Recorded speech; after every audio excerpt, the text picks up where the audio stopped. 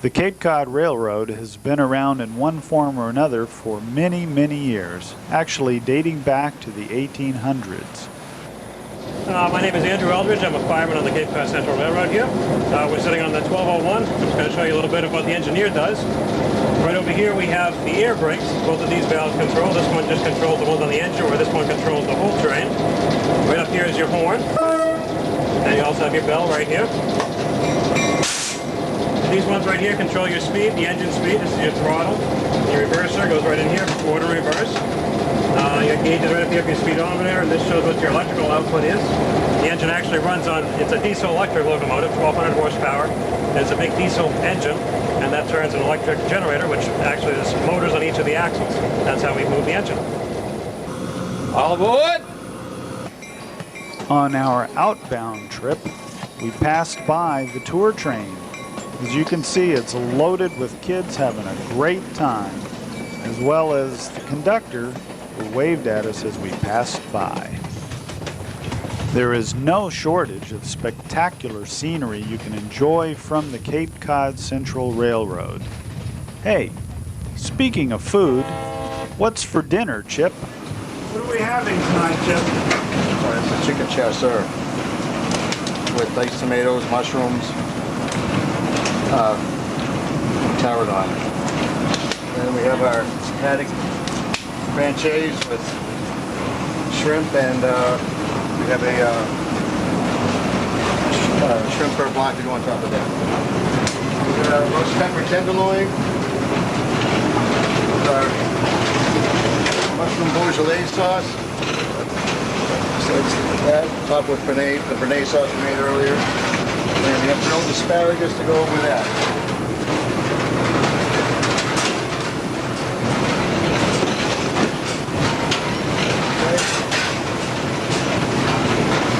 That's it. We're ready to serve dinner.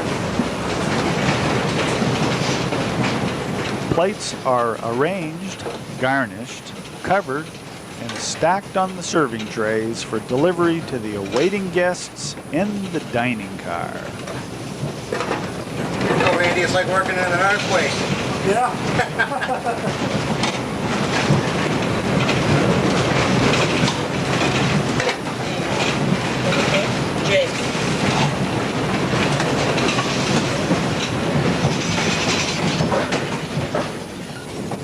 While they enjoy this gourmet dinner, we can enjoy some of the wonderful scenery.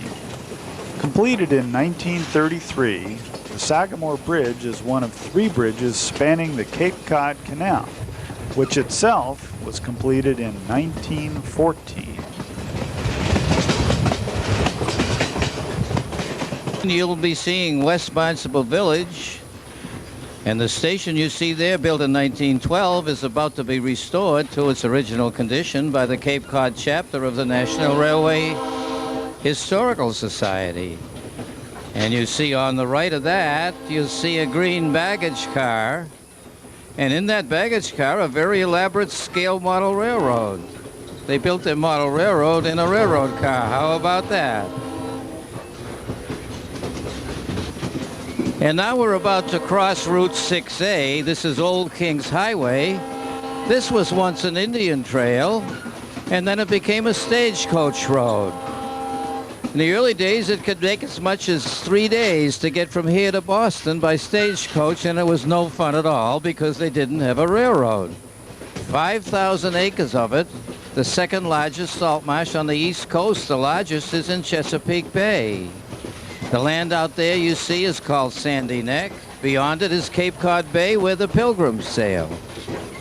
Pilgrims first landed in Provincetown, spent about 5 weeks there, decided the land was not suitable, so they reboarded the Mayflower, sailed across Cape Cod Bay out beyond Sandy Neck there, and landed in Plymouth.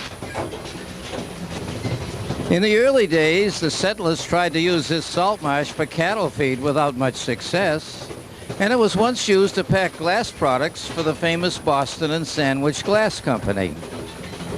Its true value is ecological, marine, and bird life. And on our left is the Barnstable House of Correction.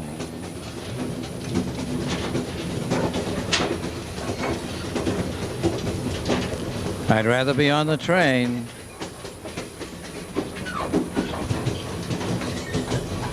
And this is the farm of the Barnstable House of Correction.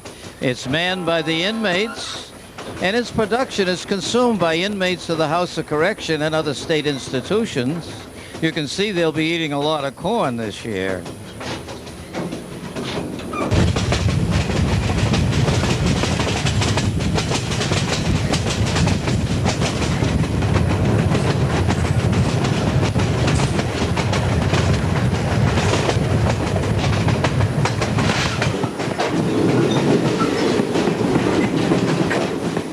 It's been a wonderful trip. We've been on the Elegant Dinner Train, and we've traveled down to the Bourne Bridge, and it is just a beautiful, beautiful trip. For anybody that hasn't taken this trip, I would certainly recommend it.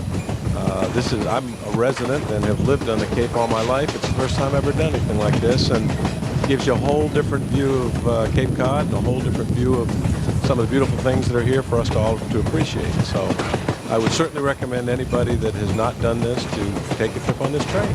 We certainly appreciate the opportunity to have been here.